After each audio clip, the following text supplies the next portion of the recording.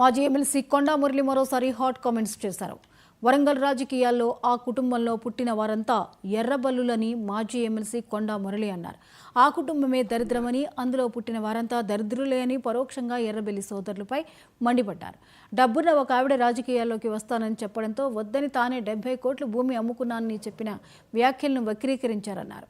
ఏదో అన్నారని తానెవరికి భయపడనని చెప్పుకొచ్చారు.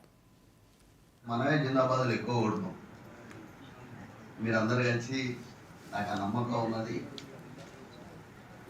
కాబట్టి అందరికన్నా ఎప్పుడు ఎంత మంది మనల్ని అప్రిషియేట్ చేస్తారో వాళ్ళు చూస్తారు వచ్చి మళ్ళా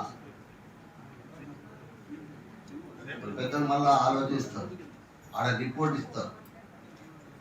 కొండా సురేఖ మంత్రి గారి కాన్స్టిట్యూన్సీ నుంచి ఇంతమంది వచ్చిండు అని వాళ్ళు రిపోర్ట్ ఇస్తారు.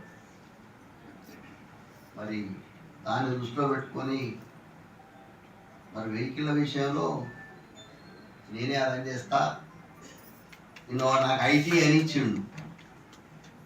ఆ సన్యాసి తెలియదు.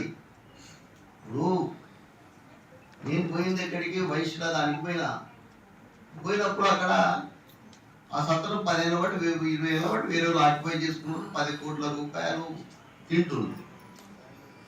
తింటున్నప్పుడు నేను పోయినా వాళ్ళతో మాట్లాడినా వాళ్ళకి తాళం చేతులు వాళ్ళకి పిచ్చి వాళ్ళు బాగా సంతోషపడే ఆయన ఉన్నదంటే పైసలు ఉన్నామే.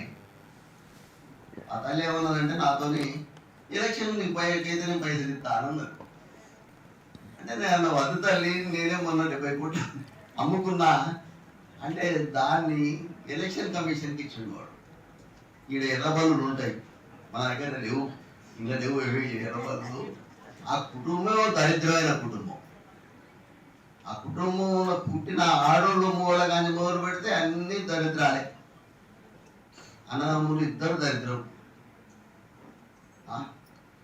మరి వాళ్ళ పరిస్థితి వాళ్ళేదో అన్నారని నేను భయపడా. నేను కంపల్సరీగా మీ అనుకుంటా ఎప్పుడు కూడా ఇలా ఇళ్ళ విషయంలో కూడా నేను చెప్పిన పెద్ద లీడర్లకు కూడా కొంత ఇంపార్టెన్స్ ఉండాలి.